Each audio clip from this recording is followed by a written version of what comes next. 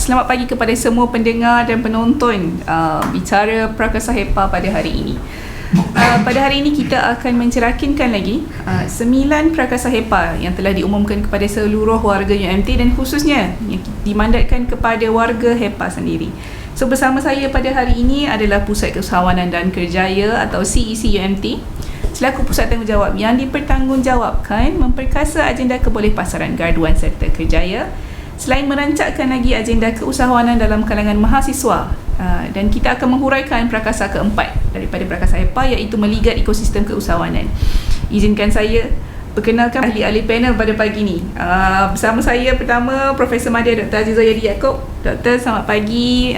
Dan Dr. Azizul adalah pengarah Pusat Keusahawanan dan Kerjaya CEC, merangkap pensyarah universiti dari Fakulti Perniagaan Ekonomi dan Pembangunan Sosial atau FPEPS, bidang pemasaran. Seterusnya bersama kita pada pagi ini adalah Encik Muhammad Syahril Hafiz Ahmad Halim, Pegawai Kebolehpasaran Graduan di CC UMT, merangkap Pegawai Psikologi. Selamat pagi, Syah. Selamat pagi, alhamdulillah. Sihat je Mina. Sihat, Syah. Syah lagi.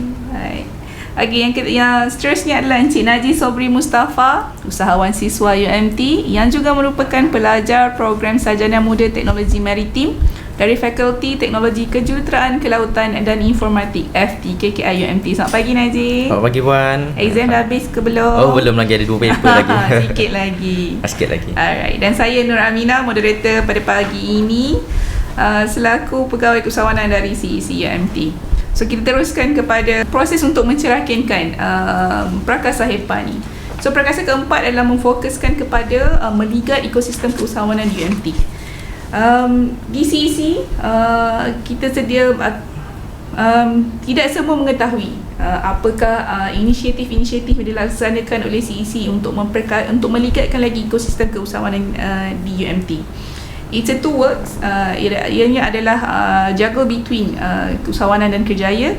Dan untuk makluman, CEC telah menubuhkan jawatan kuasa pemandu kebolehpasaran graduan UMT dan juga membentuk jawatan kuasa task force keusahawanan siswa UMT. So doktor, saya jemput doktor. Boleh ke doktor ulaskan berkenaan 2 jawatan kuasa ni dan apa correlation dia dalam memperkasa ekosistem keusahawanan ni? Okay, bismillahirrahmanirrahim. Terima kasih Cik Aminah. Melihat kepada kepentingan pembudayaan, keusahawanan dan juga kepentingan kebolehpasaran graduan di Universiti Malaysia Terengganu,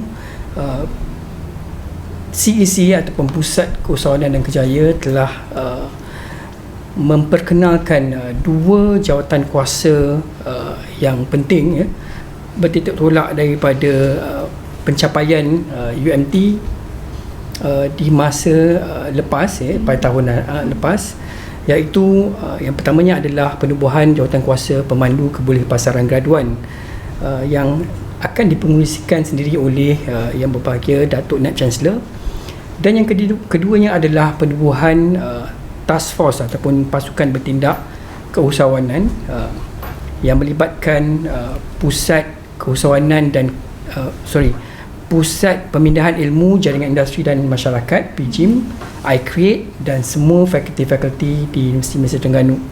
So saya berharap dengan adanya 2 platform ini, kita dapat menjayakan lagi agenda keusahawanan dan kebolehpasaran graduan, dan ia menjadi satu pusat sehentilah untuk perkongsian maklumat, untuk kita strategize, untuk kita mengatur, menyusun strategi untuk pembangunan keusahawanan dan juga kebolehpasaran graduan secara teratur, secara lebih berkesan.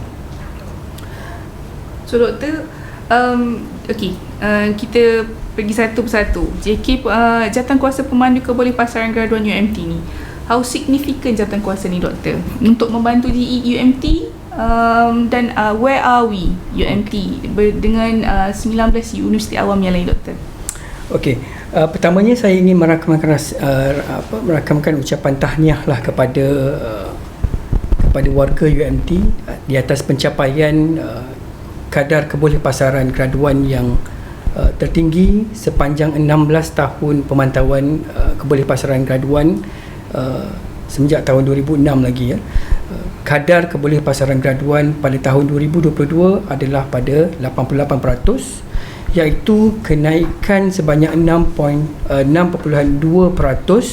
daripada kadar kebolepasaran graduan tahun 2021. So ini adalah, kita nampak ini adalah satu lonjakan pencapaian yang sangat memberangsangkan, walaupun kedudukan kita tidak sememberangsang universiti awam yang lain, tapi kita faham bahawa di dalam kebolepasaran graduan terutamanya untuk universiti berfokus di UMT ni, universiti berfokus sumber akuatik dan juga ilmu kelautan ni, agak sukar sedikit lah untuk graduan kita untuk mendapat pekerjaan. Tapi kita mencuba, dan kita nampak kita lihat daripada prestasi tahun 2021 hingga tahun 2022, lonjakan ini menunjukkan bahawa ada perubahan yang positif dan signifikan, perubahan yang tertinggi antara universiti-universiti awam yang lain, walaupun kadar itu masih lagi berada antara yang rendah lah berbanding universiti awam yang lain. So kita berharap agar prestasi ini dan perkembangan positif ini akan berterusan untuk tahun-tahun yang akan datang, dan dengan adanya jawatankuasa pemandu GE ini yang akan dipengurusan sendiri oleh Yang Berbahagia Datuk NC, akan kita akan mengatur strategi yang lebih tersusun lah untuk tindakan kita yang akan datang. Dan saya percaya juga setiap fakulti institut akan memberi kerjasama penuh untuk menjayakan agenda GE UMT ni. Ya, GE ni penting untuk mana-mana universiti, tuan-tuan dan puan-puan. GE adalah memberi image sesebuah institusi pengajian tinggi, dan juga at the same time represent dia kata kualiti pelajar kita. Betul ke, Doktor? Betul, tepat sekali. Alright. So about task force keusahawanan siswa ni, Doktor, macam mana task force keusahawanan siswa ni, Doktor? Okay. Task force keusahawanan siswa juga adalah salah satu tindakan yang kita ambil untuk kita merangka satu ekosistem keusahawanan yang lebih tersusun di dalam universiti, di mana pengumpulan data dan juga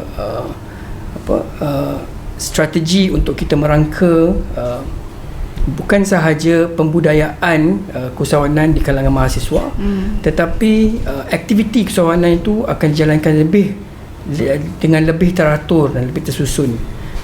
Kita adakan task force ini untuk bersidang setiap sukuan per tahun, dan kita telah bersidang pada pertama kalinya pada bulan Mei yang lepas,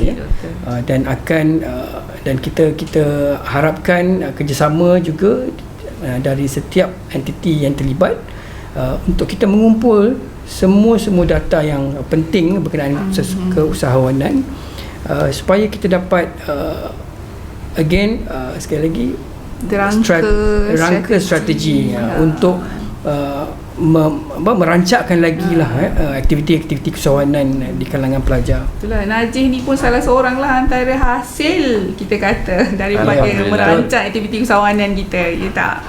Okey, bercakap mengenai aktiviti keusahawanan dan kerjaya kita yang telah CEC laksanakan, akan dilaksanakan, so macam mana perkembangan kita sejak CEC ni ditubuhkan pada tahun, kalau tak silap saya, 2010 ya, Syah? Betul? Betul, 2010. So kita Syah, Doktor? Syah, silakan. Boleh. Mungkin saya akan lebih berfokus kepada kebolepasaran graduan atau kerjaya lah. Jadi sebenarnya CEC telah memainkan peranan yang penting untuk first, dari segi kebolepasaran graduan, kita adalah merupakan urustia utama di peringkat UMT yang mengendalikan sistem kajian pengesanan graduan atau SKPG, di mana SKPG ni kebiasaannya akan dibuka pada bulan convocation lah. Jadi bila sampai bulan convocation, tapi proses awal dia bermula dengan kita dapatkan data daripada pejabat akademik pengesahan data, dan apabila kita hantar data tersebut akan disahkan oleh kementerian, dan selepas kementerian sahkan kita akan war-warkan kepada graduan kita untuk pengisian sistem kajian pengesahan graduan ni. Okey, saya nak tekankan dekat sini pentingnya SKPG atau kajian pengesahan graduan ni kerana KPI Najib kena dengar nampak macam simple je kan, isi masa combo je kan, tapi peratus kebolepasaran graduan universiti tu memang diambil 100% responden atau perkiraan dia daripada sistem tu sendiri. Jadi kalaulah contoh masa combo pelajar kita ada 2,500. Jika 2,500 pelajar tersebut isi, kadar responden dia 100% lah. Jadi data tu boleh kita anggap sebagai data yang accurate lah. Tapi kebiasaannya untuk universiti kita, kalau kita ikut trend 4 ke 5 tahun yang terkini, kita dapat capai lebih daripada 90% yang isi.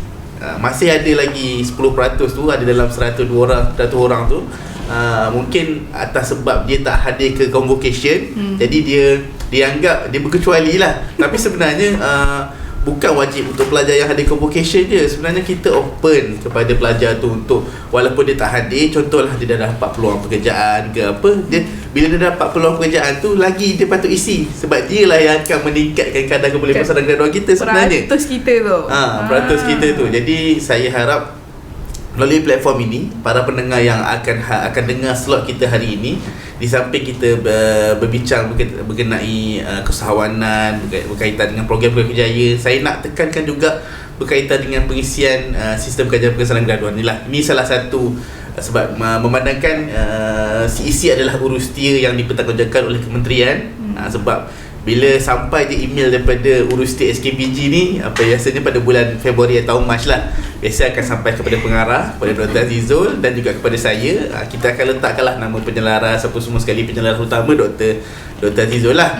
Dia ada maklumat TNC HEPA sekali, jangkaan, convocation dan sebagainya. Di situlah kita akan mulakan proses awal tu untuk dapatkan maklumat jumlah pelajar akan combo berapa, dan sehinggalah last kali pada minggu pengisian tu, iaitu biasanya minggu pengisian tu akan dibuka seminggu atau 2 minggu sebelum convocation. Masa tu pelajar akan hadir untuk ambil jubah combo dan sebagainya. Yang mana hadir ambil jubah tu, kita akan buka kaunter untuk dia wajib hantar slip SKPG tu lah. Dia wajib hantar slip SKPG tu. Dan yang mana tak hadir, kita akan tunjukkan bukti kepada fakulti, di mana kita akan minta bantuan fakulti pula untuk call juga. Tapi sebenarnya kita dah buat pun, kita dah call pun. Hatta kita dah buat grup WhatsApp untuk semua program pengajian pun sebenarnya sebelum ni. Tapi itulah, grup WhatsApp ni rasa beratus grup WhatsApp kita. Ada banyak grup WhatsApp. Ada banyak grup WhatsApp kan. Jadi orang kata yang tu kita buat juga. Jadi fokus untuk bahagian kerjaya sendiri sebenarnya selain daripada SKPG tu adalah program-program kebolepasaran graduan. Seperti mana kalau saya boleh bagi contoh, kita jemput industri-industri untuk berkongsi dengan pelajar kita untuk berikan perkongsian career talk di Karir Berkejaya. Dan juga ada juga syarikat yang hantar iklan kerja kepada kita sebenarnya. Tapi pelajar kita ialah, kita faham ada iklan tu kita dah bagi dekat Facebook, dekat Instagram. Tapi itulah, Facebook sekarang pun rasa kalau generasi muda sekarang ni, Facebook tu dia dah mula perlahan berbanding Instagram. Betul ke Najib? Betul. Beralih kepada TikTok pula. Dah beralih kepada TikTok, beralih ke dulu Instagram. Tapi Instagram pun rasa macam dah macam slow, dah macam perlahan. Setuju. Jadi mostly jadi kita di CEC ni perlu follow trend lah. Follow trend lah. Jadi mungkin lepas ni lebih banyak hebahan atau apa juga iklan program kerjaya tu perlu dibuat melalui TikTok. Platform ni lebih saya kena buat video TikTok lah. Doktor pun kena buat video TikTok juga. Jadi even video TikTok ni adalah strategi yang mungkin akan dibincangkan ataupun yang akan dirangka dalam JK Pemandu GE UMP ni. Kalau whatever it takes untuk untuk meningkatkan lagi peratus kebolepasaran graduan kita supaya habis belajar terus kerja. InsyaAllah, whatever it is, selari dengan hashtag dari bahagian kerjaya yang, kalau bahagian kerjaya ni saya perasan hashtag ataupun tanda pagar rasmi yang korang pakai adalah you mesti kerja. Betul Syah? Betul you mesti kerja. Itulah kita kalau boleh pelajar tu bukan habis belajar, kalau boleh masa LI tu dia dah isi permohonan, habis LI tu kalau boleh dah dapat interview dengan kerja sekali. Tapi tu atas pelajar tu jugalah sebenarnya. Maklumat program-program dana-dana daripada kerajaan, kalau saya boleh kongsi kat sini untuk tahun saya kongsikan sedikit Doktor dengan Cik Mina. Sebenarnya dana-dana kerajaan seperti penjana Kapiti Cap, Kapiti PACE, kalau saya boleh kongsikan, penjana Kapiti Cap ni adalah program persijilan di mana pelajar akan ditawarkan terus pekerjaan sebaik saja dia habis ikuti persijilan tu. Jadi itu Kapiti Cap. Untuk satu lagi, Kapiti PACE adalah program professional certificate, persijilan profesional, di mana pelajar ni akan diberikan persijilan yang dalam bidang mereka. Maksudnya kalau contoh dia belajar accounting, dia akan dapat persijilan profesional yang untuk accounting lah. Kalau contoh dia daripada teknologi maritim, dia akan dapat persijilan seperti CILT, yang ni Najih well known lah, seperti CILT, ada juga yang daripada BOSIET, ada macam-macam lah, macam-macam. Jadi sebenarnya kalau ikutkan dari segi program-program yang ada ni, yang kerajaan dah berikan, banyak sebenarnya. Cuma atas pelajar tu sendiri akhirnya dia nak rebut ke tak, macam mana pelajar tu kena manfaatkan lah. Whatever yang CEC buat, kalau boleh disambut oleh pelajar. Najib kena jadi duta lah ya. InsyaAllah boleh. Ya. Okay. What about ekosistem, what about aktiviti keusahawanan di UMT ni Doktor? How do you view in general compared to masa mula-mula Doktor kerja ke? Dan sekarang bila Doktor sendiri berada dalam ekosistem keusahawanan ni, selain memangku jawatan pengarah CEC Doktor. Okey, baik. Saya rasa fikir memang umum dah tahulah warga UMT dah tahu penubuhan ataupun fokus CEC adalah untuk membudayakan aktiviti pemerkasaan agenda keusahawanan di kalangan mahasiswa lah. Okey, dan kita mahukan bukan sahaja di UMT ni kita menerima jemputan daripada program-program keusahawanan di luar UMT, tapi kita berharap agar CEC lebih banyak lagi menggerakkan program-program atau aktiviti di dalam kampus untuk memupuk lagi semangat keusahawanan di kalangan mahasiswa UMT. Lebih banyak lagi mahasiswa UMT yang ingin membuka perniagaan di dalam kampus. Itu yang kita mahukan di CEC. Dan ini termasuklah juga program-program flagship yang kami rancang untuk masa akan datang.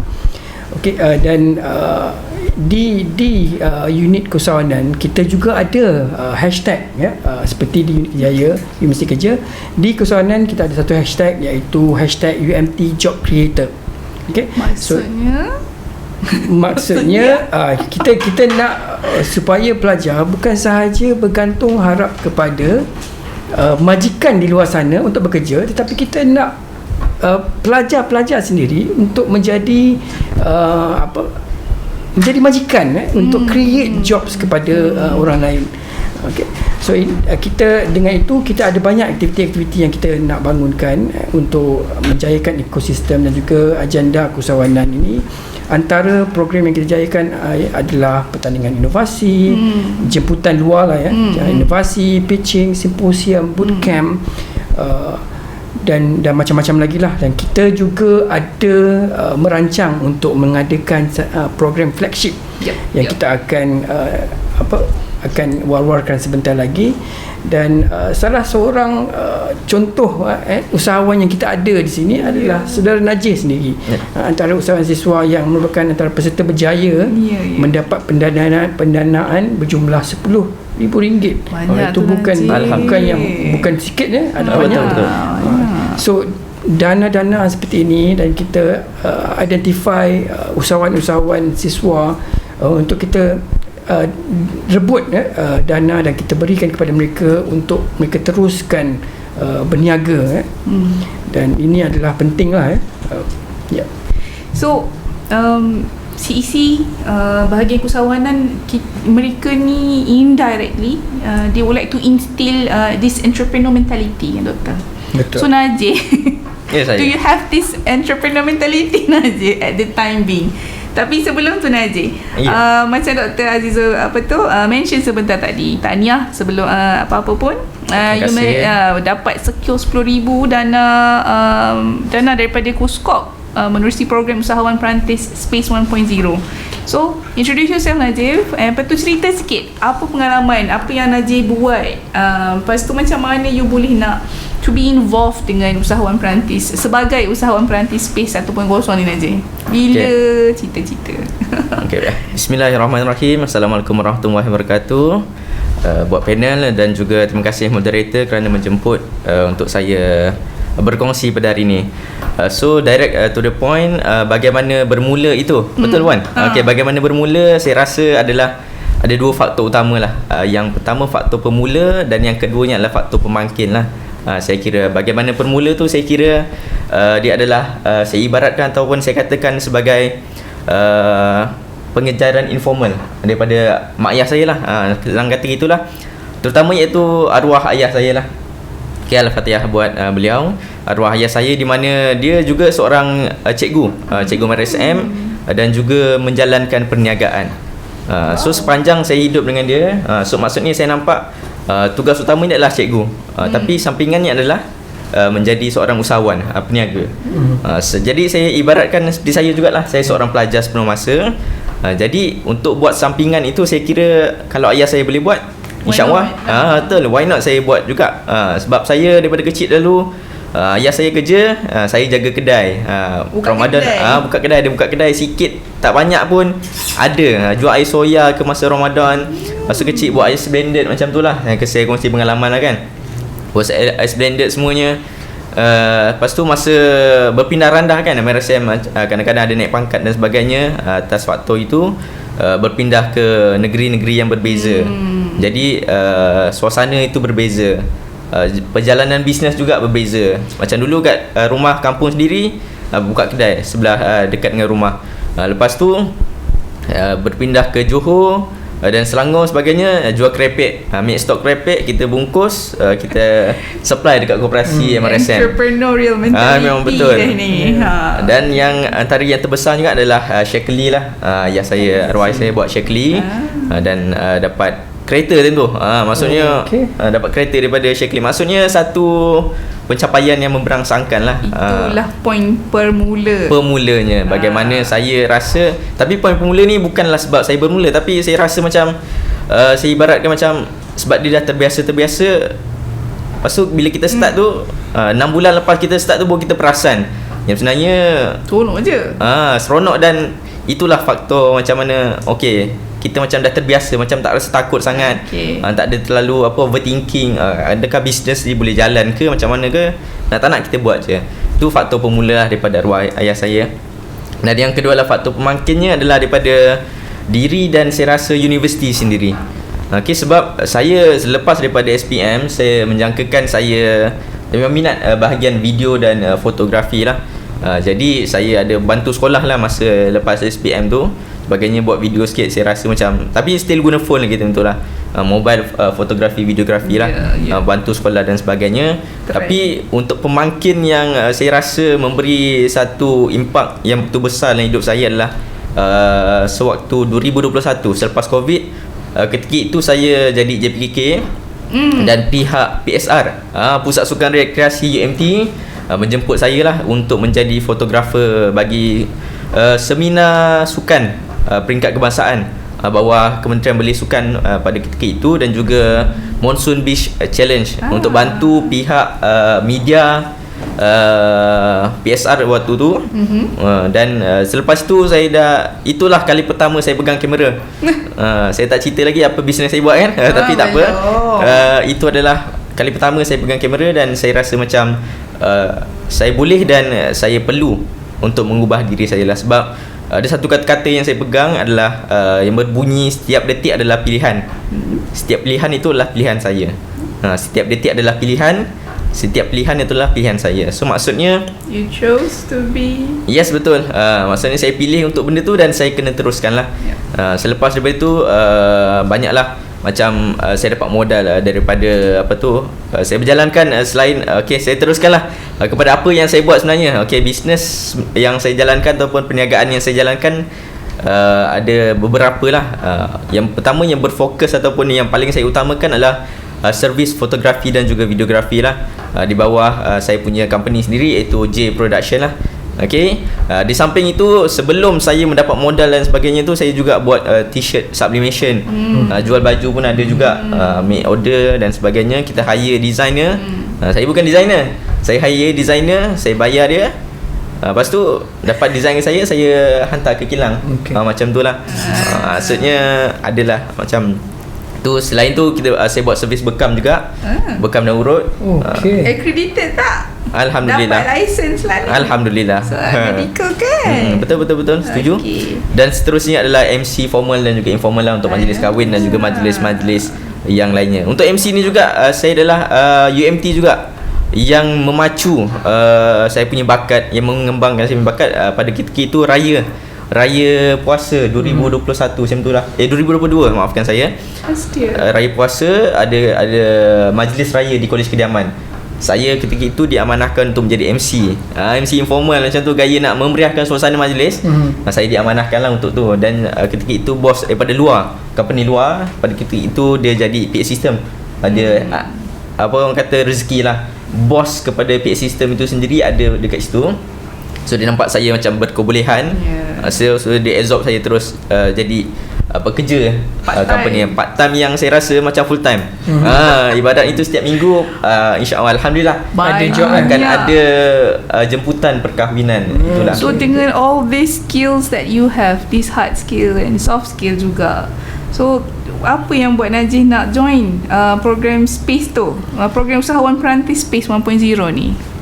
Sebagaimana yang Cik Syaril bagi tahu tadi lah, sebagaimana IG ataupun Instagram, media sosial memainkan peranan yang penting. Saya nampak, saya scroll time tu, scroll IG kan, tengok apa ni, ada carnival macam dia ada term usahawanan macam tu lah. Saya ingat macam pada awalnya sebelum saya join ataupun sebelum saya orang kata scan QR code untuk register tu, saya ingat macam ada kelas keusahawanan. Saya register sajalah tanpa ada rasa persediaan apa-apa lah. Kan. Lepas tu sekali masuk, dah masuk tu, masa awal briefing itu, panel yang berkata kat depan tu, dia kata awak pada hari ni adalah bertanding untuk mendapatkan 10,000. Saya macam Allahu Akbar, terkejut. Apa yang saya masuk sebenarnya kan. Saya harapkan aktiviti hujung minggu macam nak join kelas lah, nak menambah ilmu kan. Sekali dia kata awak sekarang ni kena bersedia, sebab awak adalah bersaing sesama sendiri untuk mendapatkan dana 10,000. Saya macam Allahu Akbar. Saya lepas daripada sesi selesai, saya balik call mak saya, ni bertanding ni, dapat 10,000, ingat ada kelas macam tu lah. So minta doa lah, minta doakan untuk dipermudahkan. Jadi so the classes was okay. Siapa yang anjurkan, Kuskop lah kan yang anjurkan ni? Ya, betul. Siapa? Tenaga-tenaga pengajar okey? Alhamdulillah, semua tenaga pengajar memberikan satu guideline lah, ataupun dia guide, sebab tenaga pengajar di Kuskop itu semuanya adalah usahawan-usahawan yang memang berjaya. Jadi dan mereka pun sudi untuk berkongsi tips-tips, dan kalau kita tanya datang memang awak kena buat ni. Macam saya seolah macam sewaktu itu saya kena pitching lah untuk mendapatkan dana 10,000 itu. Saya bertanya juga kepada industri, adakah bisnes yang saya jalankan ni perlu ataupun ada demand untuk company-company yang luar. Contoh saya buat servis video marketing untuk mempromosikan barang-barang daripada usahawan yang lain. Maksudnya pada ketika itu saya rasa point yang saya rasa memberikan impak kepada macam mana saya boleh dipilih adalah saya membantu usahawan di luar sana mendapatkan pelanggan. Jadi masalah yang saya selesaikan pada hari itu adalah masalah yang ada untuk satu dewan itulah. So itu dah masalah sosial yang Masalah sosial yang saya selesaikan. Okey, sementara usahawan itu menyelesaikan masalah pengguna, saya sendiri menyelesaikan masalah usahawan itu sendiri. Mempromosikan produk-produk mereka lah untuk meningkatkan jualan mereka. Tak sangka lah ni rezeki kita pincak 10,000. Alhamdulillah. Effortlessly join. Alhamdulillah. Tapi Alhamdulillah Tuhan bagi. So menerusi program Space usahawan perantis Space 1.0 ni, kalau saya boleh share, ada 4 orang pelajar kita telah berjaya mendapat pendanaan berjumlah 10,000 seorang. So program ni berapa bulan Najib? Program ni setahun lah. Dia bahagi kepada 3 fasa. 3 fasa. 3 bulan, 4 bulan dan 3 bulan balik lah. Sepanjang fasa ni ada peringkat lah, dia bagi dana itu. Dana injection. Dana berperingkat dan Kuskop bukan semata-mata bagi saja, tapi dia juga nak nilai kita punya prestasi lah. Kita kena buat dipantau betul. Kita kena buat report bagaimana kita punya, bagaimana perkembangan yang kita dapat capai melalui dana yang telah diberikan. Okey, bulan by bulan pendapatan kita, adakah ada pekerja tambahan dan sebagainya lah. Dan kalau tak silap, Najib adalah our previous past-time student. Ya betul, saya bekas pelajar past-time Dr. Laili. Good job Najib. Terima kasih. So kiranya Najib dengan experience yang Najib ada, Najib pun tak lupa ajak kawan-kawan untuk join apa-apa program yang CEC dan juga any program bawah HEPA yang anjurkan. Ya betul. Sebagaimana macam saya banyak orang kata suka merantau kan. Suka merantau. Saya duduk di negeri orang. Saya asal dari Negeri Sembilan. Suka merantau, suka cari pengalaman dan sebagainya. Kadang-kadang saya ibaratkan diri saya ni macam HR lah kot untuk kawan-kawan saya. Directly you are duta. Ya betul, HR untuk kawan-kawan saya lah. Sebab kadang-kadang ramai juga yang mesej tanya, ada kerja kosong tak? Ada kerja kosong tak? Ada part time tak yang boleh masuk? Saya rasa lebih kurang 20 orang saya dah bantu untuk dia mulakan apa-apa lah untuk pengalaman dan sebagainya. Ada yang sampai saya ajak dia dan dia jadi pekerja tetap lah kat situ. Saya rasa itu secara tak langsung membantu pihak EPA sendirilah untuk untuk menjayakan hashtag You Mesti Kerja itu. Untuk dapat pengalaman dan sebagainya bagi pihak industri melihat perkara tersebut lah. Okay. Bercakap pasal kerja kosong ni doktor, dalam prakasa HEPA baru-baru ni yang diumumkan doktor, ada perkenalkan inisiatif baru, iaitu skim pelajar bekerja dalam kampus ataupun job on campus at UMT. Doktor, skim ni macam mana ni doktor? Saya percaya ianya untuk student kita, kepada student kita. Dan apa HEPA nak buat sebenarnya dengan skim job on campus ni doktor? Okey, baru-baru ini HEPA telah memperkenalkan satu skim yang sangat menarik kepada semua mahasiswa untuk mereka berpeluang bekerja di dalam kampus. Skim ini dinamakan Skim Job on Campus ataupun JOC. So mahasiswa yang terpilih dia akan dibayar allowance sebanyak RM7.50 sejam. Okay. So sudah tentu JOC ini akan membantu mahasiswa menambahkan lagi pendapatan sekaligus meringankan kos sara hidup mereka lah. So saya berharap para mahasiswa UMT tidak melepaskan peluang ini, dan saya juga mengharap agar semua PTJ di UMT turut menawarkan pekerjaan kepada mahasiswa dan kita boleh menggunakan skim ini untuk kita bayar kepada mahasiswa yang kita tawarkan pekerjaan. So far kita telah menawarkan surat tawaran kepada 2 orang pelajar di bawah skim ini yang kita tindikkan di bawah Pusat Sukan dan Rekreasi PSR.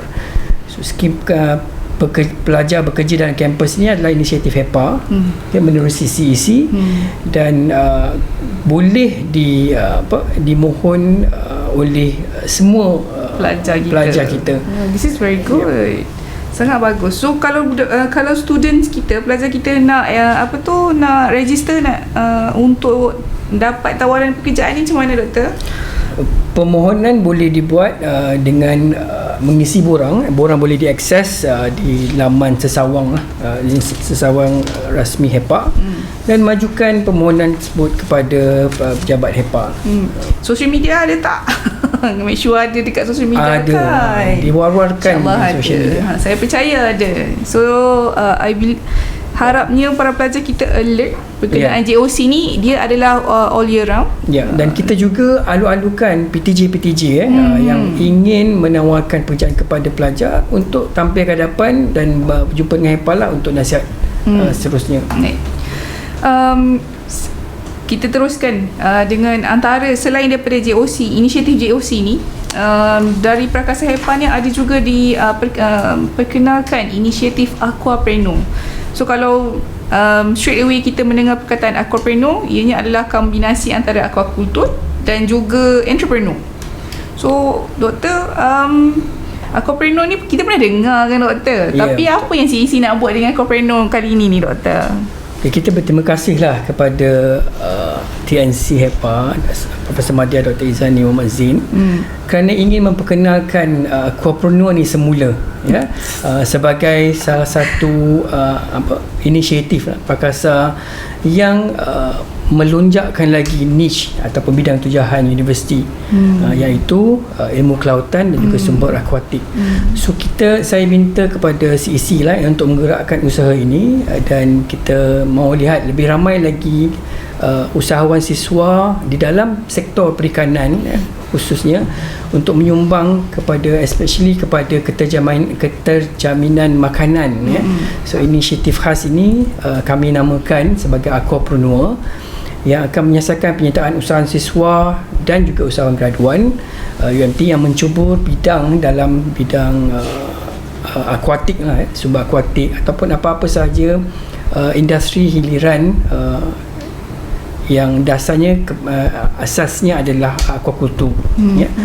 So saya percaya ini adalah kita percaya inisiatif ini memerlukan kebersamaan, kerjasama daripada pelbagai pihak, pelbagai entiti, dan kami telah bermula dengan perbincangan pertama kami bersama dengan Fakulti Perikanan dan Sains Makanan PSM, dan kami telah dapat beberapa cadangan lah, untuk kita usulkan ke hadapan, dan kita akan juga berbincang dengan agensi-agensi yang lain, entiti yang lain seperti Aquatrop, dan juga PTJ-PTJ yang lain yang berhasrat untuk kita sama-sama menjayakan agenda ini. So kita harap agar niche area ini lebih dilonjakkan lagi di universiti lah. Dan ini bertepatan juga dengan hasrat Majlis Kebolehpasaran Graduan dan juga Kerjaya Universiti Awam Malaysia, di mana kebolehpasaran graduan setiap universiti perlu ditindikkan berasaskan fokus universiti masing-masing. So kita mahulah agenda memperkasakan lagi keusahawanan beridentitikan sumber akuatik, keilmuan lautan ini dibangunkan dan terus kita laungkan kepada luar lah. Kita nak war-warkan, kita nak macam mana, daripada 20 universiti awam, kita berkongsi dengan UMS, we focused on aquatic resources. So inisiatif Aquapreneur ni sejajar lah, inline sangat dengan bidang tujahan universiti kita ni doktor. Betul. So dekat dalam UMT sendiri kita ada Fakulti Perikanan dan Sains Makanan, satu fakulti, satu institut yang memfokuskan kepada perikanan, iaitu Institut Aquakultur Tropika dan Perikanan Aquatrop, dan juga mungkin ada institut-institut penyelidikan lain yang ada bidang tujahan yang sama. We're talking about spin-off industry, produk hiliran, iaitu yang related dengan aquaculture dan perikanan pun kita boleh declare as inisiatif Aquapreneur. Saranan Dr. Azizul tu rasanya warga UMT patut sambut dengan baik lah. Saya rasa usaha ini telah dijalankan memang dari dulu lagi. Cuma sekarang ni kita mau selaraskan semuanya dalam satu program yang mungkin dalam skala yang lebih besar, agar tidak bekerja secara semua bekerja secara silo. So, kita mahu satu usaha yang diselaraskan, coordinated, yang kita buat dalam satu skala yang besar. And dengan apa yang diusahakan ni juga, kita boleh relatekan juga dengan keusahawanan sosial sendiri kan doktor? Betul. Because ini akan juga kita libatkan kepada komuniti, dan dapat pulangan bukan sahaja kepada usahawan dan juga kepada komuniti. Talking about keusahawanan sosial, KPT macam saya kata, kerajaan banyak inisiatif yang dah bagi kepada rakyat, kepada pelajar. Betul. Alhamdulillah. Kepada pelajar, dan juga untuk dimanfaatkan kepada ahli akademik, komuniti sekitar dan seterusnya. Keusahawanan sosial yang disebut tadi adalah inisiatif agenda daripada KPT bagi melahirkan usahawan sosial. Ianya adalah berasaskan model pentahelix, hasil kerjasama antara kerajaan, industri, akademia ataupun ahli akademik dan juga komuniti. So banyak banyak aktiviti, I would say banyak aktiviti dan program yang telah dirangka bagi melaksanakan inisiatif keusahawanan sosial ni.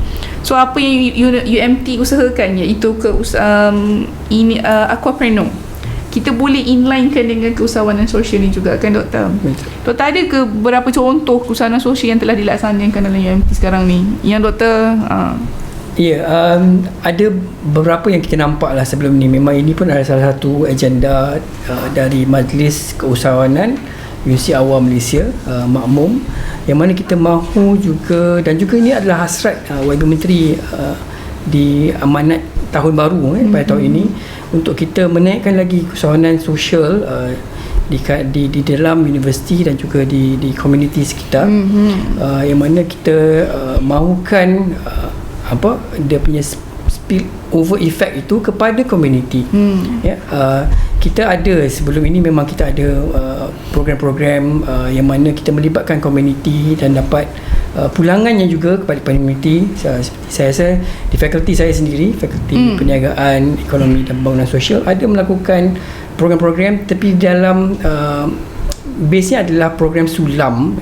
Program sulam, tetapi kita involvekan komuniti di luar, dan kita dapat menjanakan pendapatan bukan sahaja kepada pelajar-pelajar yang terlibat dalam program sulam tersebut, tapi untuk manfaat komuniti di luar, bukan saja dalam bentuk monetary lah, tapi dalam bentuk apa-apa sajalah untuk kesejahteraan mereka.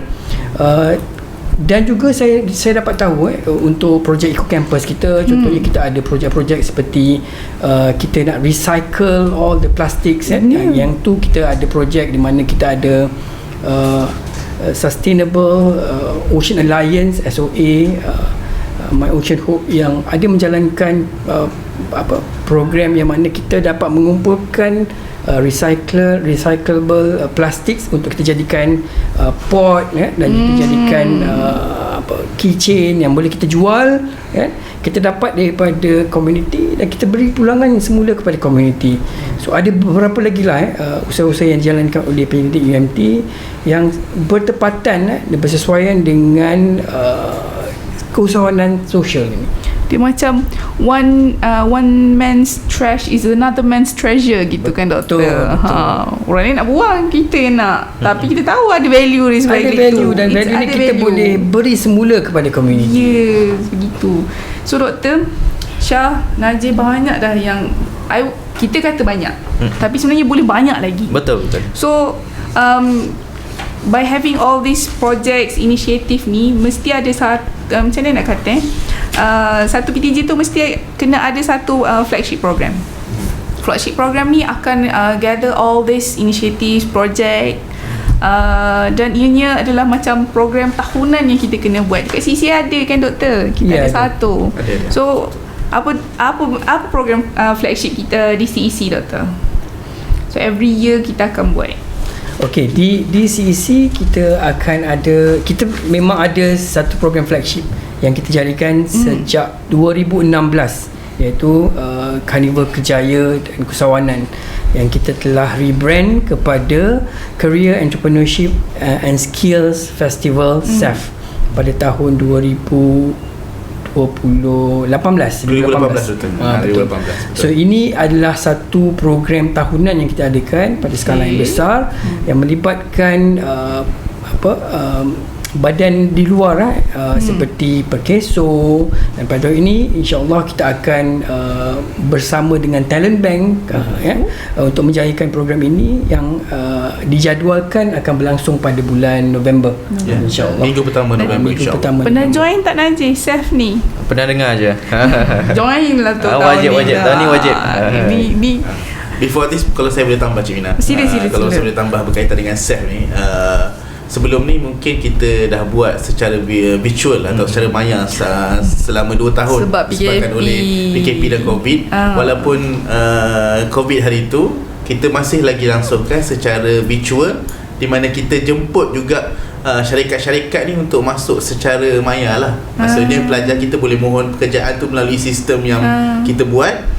Dan daripada situ walau apa je halangan dan cabaran yang berlaku masa tu, mungkin kalau sebelum ni, kalau Carnival Kejaya kita tahu fizikal, mana dia ada booth apa semua kan, interview kan.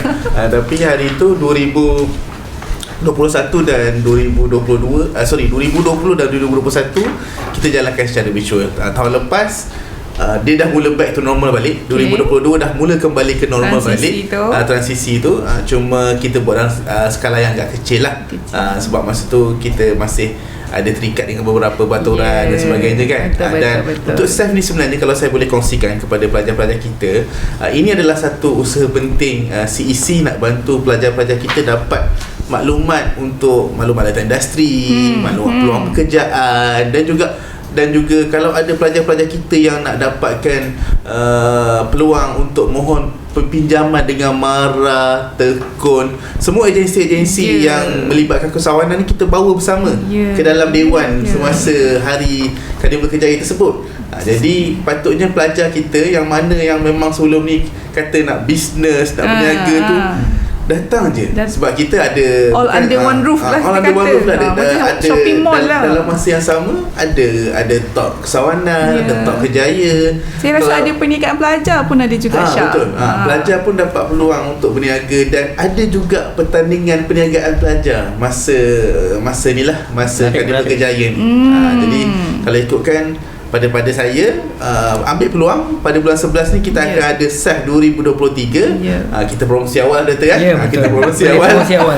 Kita boleh promosi awal. InsyaAllah syarikat-syarikat yang hadir pun kalau ikutkan baru ni minggu lepas kita dapat menghubungi Sime Derby Plantation. Sime Derby Plantation, mereka pun menyatakan minat untuk bekerjasama untuk bagi program Talimat Kejaya kepada pelajar, dan saya jemput juga untuk hadir sebagai pempamer masa SEH nanti. Dan mereka pun siap jemput tim CC untuk ke pusat latihan mereka di Pulau Keri, Kelang nanti. Jadi kalau itu kan banyak sebenarnya peluang untuk pelajar kita ni. Cuma maybe kalau macam saya di plantation, mungkin kita ingat kena jadi mandu sawit dekat kan? Macam kena duduk dekat plantation. Tak, sebenarnya bila kita discuss baru di minggu lepas, sebenarnya Sime Derby ni ada banyak anak-anak syarikat lain. Macam kalau ikutkan kereta pun ada sebenarnya. Hyundai tu salah satu anak syarikat Sime Derby ni yang dia pasarkan. Jadi sebenarnya dia ada cabang IT, dia ada banyak cabang sebenarnya, tapi cuma itulah pelajar kita lah, dia mungkin tak berapa tahu. Jadi ni mungkin peluang kita untuk kita bawa syarikat macam Sime Derby dan syarikat-syarikat lain lah untuk masuk, insyaAllah. Dia macam bila big brands coming to UMT, bermakna apa yang kita dah lakukan selama ni mula dilihat oleh big brands ni. So dengan GE kita yang meningkat, dengan program-program yang kita sertai, baik student ataupun staff kita, saya percaya ianya akan memberi laba baik pada student kita dan juga ahli akademik kita. Betul. InsyaAllah. Okay, so dah lama dah kot kita ni, rasanya berapa minit nak tengok ni. Boleh dah kot kita carry off. Okay, so to recap dan juga sebagai penutup, saya jemputlah semua di panel untuk beri sepatah dua kata, and kalau ada apa-apa pesanan ataupun seruan, silakan Doktor. Saya berharap agar semualah kita bersama-sama untuk merancangkan lagi lah ekosistem keusahawanan dan juga kerjaya di UMT ini, dan kita jayakanlah bersama prakasa yang telah dihasratkan oleh Timbalan Chancellor Haiwan Pelajar, iaitu melikat ekosistem keusahawanan di UMT. Dan kita harapkan lebih ramai lagi seperti Najih yang akan ada di UMT, dan kita mahu semua pelajar-pelajar yang especially yang ada semangat keusahawanan ni untuk tampil ke hadapan bersama-sama kami, boleh terus direct kepada CEC ataupun melalui badan-badan persatuan di bawah Kagum, bergerak bersama untuk kita menjayakan agenda ini. Dan juga kepada semua PTJ untuk kita alu-alukan menjayakan semua penyelidik untuk kita sama-sama menjayakan agenda ini di bawah apa-apa sahaja proposal yang ada, hantarkan kepada CEC untuk kita cuba dapatkan dana di peringkat kementerian. Betul, kementerian. Syah? Okay, saya sedikit saja mungkin last 1 minit lah. Saya harap pada pelajar kita sendiri sebenarnya peluang ada banyak kat luar sana. Jadi kalau ikutkan, kalau saya nak sebutkan dari segi kejayaan ni, dari segi portal kejayaan ni, banyak sebenarnya. Untuk yang portal utama pekerjaan negara, saya boleh kongsikan dekat sini adalah daripada Perkeso sendiri, My Future Job. Dan sebenarnya ada syarikat-syarikat lain yang approach kita macam Jobstreet, Talent Bank, Talent Corp. Sebenarnya kalau nak kira tu hampir 5 ke 10 portal kerja yang pelajar kita boleh gunakan sebenarnya. Tapi adakah mereka dah mula isi? Adakah anda mula sedar sebenarnya portal kerja ni wujud ke? Itu anda kena, inisiatif anda sebenarnya. Kita dah sampaikan. Kalau tak tahu, datang jumpa saya dan juga tim Kejaya. Kita boleh tunjukkan apa dia portal Kejaya yang boleh diisi. Dan kalau nak semak resume dan sebagainya pun boleh rujuk dengan kami sebenarnya. Jadi kalau kata kat mana nak tahu tentang maklumat pekerjaan dekat UMT ni, datang CEC. Jumpa saya, jumpa Cik Effendi, jumpa Puan Naha, jumpa tim CEC. Kalau contoh kami bertiga kebetulan memang ada program lain yang serentak semua dekat sana, tim lain pun boleh bantu. Tak ada masalah. Kalau tim keusahawanan pun ada kerja, kami pun tim Kejaya kita sama-sama support CEC, insya-Allah tak ada masalah. Cuma datanglah. Jangan tak datang. Peluang tu. Peluang tu. Tu sebenarnya. The officer serves the students actually, kan. Betul. Itu saja daripada saya. Terima kasih Syah. Najih nak jadi bos ke nak kerja dengan orang ni? Saya rasa dua-dua. So Najih, your last word sebagai usahawan siswa yang aktif dalam UMT sekarang, kepada kawan-kawan, kepada rakan-rakan. Okey, baiklah, saya rasa apa yang dapat saya simpulkan bahawa pembangunan kerjaya itu adalah bermula daripada diri sendirilah. Okey, so inisiatif telah pun diberikan. Banyak inisiatif daripada pihak EPA. Alhamdulillah, terima kasih kepada pihak EPA kerana amat-amat membantu pelajar lah, terutamanya dalam memberikan pelbagai bimbingan serta inisiatif melalui program dan sebagainya, bantuan dan sebagainya. Jadi pelajar itu sendiri perlu ambil peluang lah. Okay? Saya rasa kira dalam universiti itu banyak pelajar-pelajar yang rasanya berniaga, sebab saya pun ada join grup perniagaan pelajar. Banyak barang-barang yang dijual, namun untuk kebolehpasaran barangan mereka itu perlukan bimbingan dan juga dorongan daripada pihak EPA. Dan saya mengharapkan para pelajar yang ada semangat, saya rasa memang ramai pelajar dalam UMT semangat untuk berniaga, untuk mengubah diri dan juga keluarga masing-masing, insya-Allah, demi masa depan yang lebih cerah. Saya rasa perlulah tidak segan silu untuk merujuk ataupun tampil bertemu dengan pihak CEC terutamanya, untuk mendapatkan dorongan serta bimbingan lah, sama ada dalam segi bisnes ataupun pekerjaan yang berteraskan aliran yang mereka ambil lah. Saya rasa you have to be in our radar ni Najih.